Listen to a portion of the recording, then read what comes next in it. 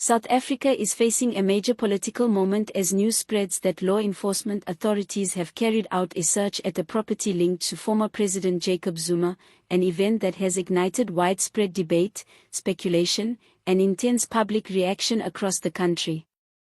Although official details remain limited, the very fact that police moved against a figure as significant and controversial as Zuma has captured national attention and reopened unresolved questions about accountability, justice, and power in a deeply divided political environment. Jacob Zuma is not just a former president, he is a symbol of an era that continues to shape South Africa's political landscape, and any development involving him inevitably triggers strong emotions, sharp opinions, and competing interpretations. As soon as reports of the raid emerged, South Africans from all walks of life began asking the same questions: what exactly did the authorities find, why did they choose this particular moment to act, and what does this mean for a political system already under immense strain? These questions have not yet been answered clearly, and that uncertainty has only fueled further discussion. Many observers believe the search is connected to long-running investigations that have hovered over Zuma for years, investigations that have repeatedly intersected with internal battles within the African National Congress and broader struggles over the direction of the country. According to people familiar with the situation, the operation was carefully planned and executed without warning, which added to its dramatic impact and intensified public reaction. Authorities have been cautious in their statements, revealing little while confirming nothing substantial, a silence that has allowed rumors and speculation to flourish. Analysts and commentators have suggested that documents, digital storage devices, or other potentially sensitive materials may have been seized, items that could play a role in ongoing or dormant cases, although none of these claims have been proven and officials have stressed that investigations are still underway. The lack of clarity has created fertile ground for competing narratives, with some interpreting the raid as a serious legal turning point that could significantly worsen Zuma's legal challenges, while others see it as part of a broader political chess game unfolding within and around the ANC. Both interpretations reflect deeper truths about South African politics, where legal processes and political strategy have long been intertwined. Public reaction has been sharply divided, reflecting the country's existing fault lines. Zuma's supporters have responded with anger and suspicion, arguing that the raid was unfair, politically motivated, and designed to undermine his remaining influence ahead of crucial political developments, including upcoming elections.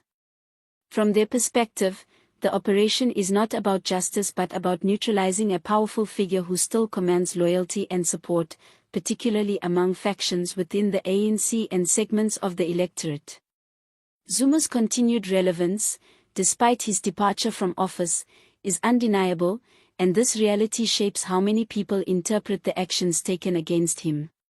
On the other side of the debate, many South Africans view the raid as a long overdue demonstration that no one is above the law, regardless of past status or political stature. For these observers, the search signals a possible shift toward genuine accountability, a sign that law enforcement is finally willing to act decisively against figures who were once considered untouchable.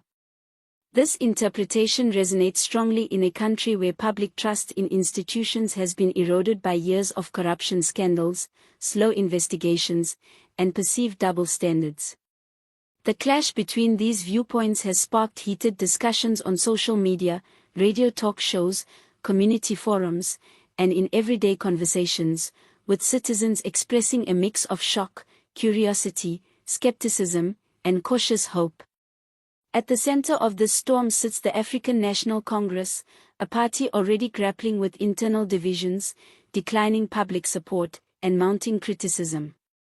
The raid has placed the ANC in an uncomfortable position, forcing its leadership to balance competing interests while avoiding statements that could further inflame tensions. Many senior figures have chosen to remain silent or issue carefully worded responses, aware that any misstep could deepen factional rifts or alienate key constituencies. Political analysts suggest that the event may widen existing cracks between Zuma-aligned factions and those backing the current leadership, especially at a time when strategic decisions about alliances, policy direction, and electoral messaging are becoming increasingly urgent.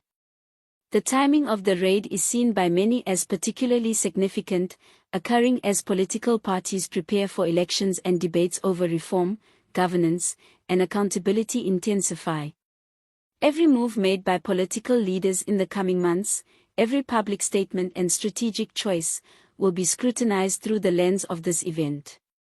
For some, the raid represents a test of whether South Africa's justice system can operate independently of political pressure, applying the law equally to all. For others, it raises concerns about selective enforcement and the potential use of legal mechanisms as tools in political power struggles. These tensions reflect a broader national conversation about the relationship between law and politics, about who controls the narrative, and about how history will judge the actions taken now. Many South Africans are calling for consistency and fairness, arguing that if the authorities are serious about accountability, they must demonstrate the same resolve in cases involving other powerful figures, past and present.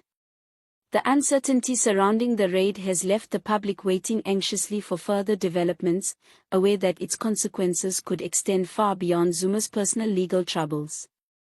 Possible outcomes range from new charges and revived prosecutions to shifts in political alliances and renewed debates about institutional reform. Whatever the result, the episode has already reinforced a sense that South Africa is at a crossroads, where decisions made now could shape the country's political culture for years to come. Jacob Zuma once again finds himself at the center of national attention, a reminder that figures from the past continue to exert a powerful influence over the present.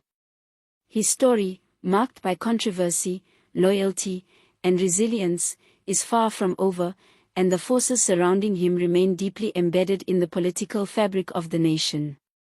This moment underscores how closely law and politics remain connected in South Africa, and how efforts to address past wrongdoing are inseparable from current power dynamics. As citizens watch closely, many are unsure whether to interpret the raid as a genuine step toward justice, a calculated political maneuver, or a complex blend of both.